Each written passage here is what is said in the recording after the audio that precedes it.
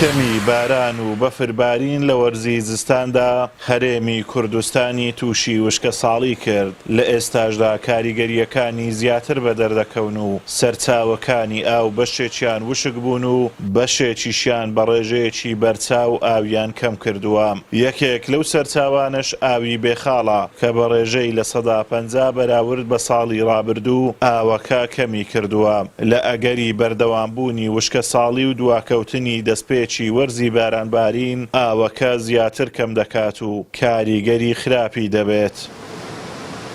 حقیقتا ما وشکە ساڵی ئەو ساڵە تەئسیرێکی خراپمان لێ هەبوو تایبەت لە پرۆژەی بێخاڵ و سەرچاوی سەرەکیمە ئاوی بێخاڵە تاکو ئێستا ئەمن دیتبیت و لەو بم یەکەم ساڵە بەو شیوە کەمی کردیە 50% بەنسبەت پار لە ئێستادا کەمی کردیە بەڵام بە هاوکاری فەرمانبەرانی خۆمان لە پرۆژەی بێخاڵ تا ئێستا کۆنترۆلمان کردنی چون شوونەکەی گەشتیاری ئاوەکەمان کوی کردە لە یەک نقطە بۆ یەک نەقسمان نەبی لە پرۆژەکەی بەڵام ئەگەر ئەم وشکە ساڵیە بەردەوام بیت و بارانبارین تاقی بیت تاوقعەکەن کەمتر ژێ بێت و تەئسیراتی خراپمان لێ هەبێت.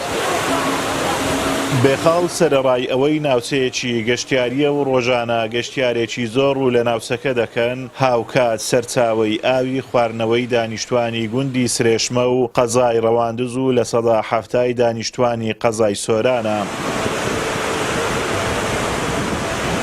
خاوەنکارانی ناوچەکە کە ساڵانێکی زۆرە لە بێخاڵ کار دەکەن باس لەوە دەکەن هیچ ساڵێک بێخاڵ بەو ڕێژەیە ئاوی کەم نەکردووە. ئەکید نزیکەی 25 ساڵە وەکو خەڵکی ئێرە لێرە کارەکەین خاوەنی چێشتخانە و کارین لێرە و تا ئێستا بەڕاستی بە کەمبوونی ڕێژەی ئاوی بێخاڵ بەو شێوە نەمدیتووە. ئەکید ئەوانش پەیوەستن بە گۆڕانی کەش و هەوا یەکەمیان دووەمیشیان نەبوونی کەمبوونەوەی بارانەوە لە ساڵی ڕابردوو کاریگەریان هەبوو لەسەر کەمبوونەوەی ئاوی بێخاڵ بە دەرەجەیەک پار ساڵ لەو وەختەدا ئەتوانین بڵێن ئاوەکەی بە ڕێژەیەکی زیاتر هەبوو.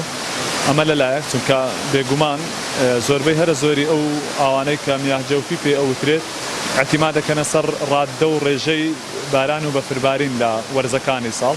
بێگومان ئەم ساڵیش بەراورد لەگەڵ ساڵانی ڕابردوو ڕاددەی بارانبارین و بەفربارین بە ساڵی پار و پێران ڕابردوو کەمتر بارید.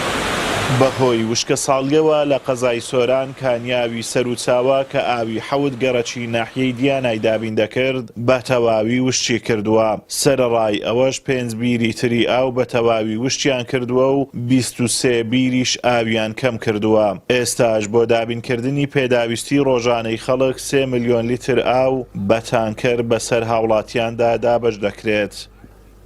ئازادۆمەراوەی کەناڵی ئاسمانی پەیام هاوینە هەواری بێخاڵ.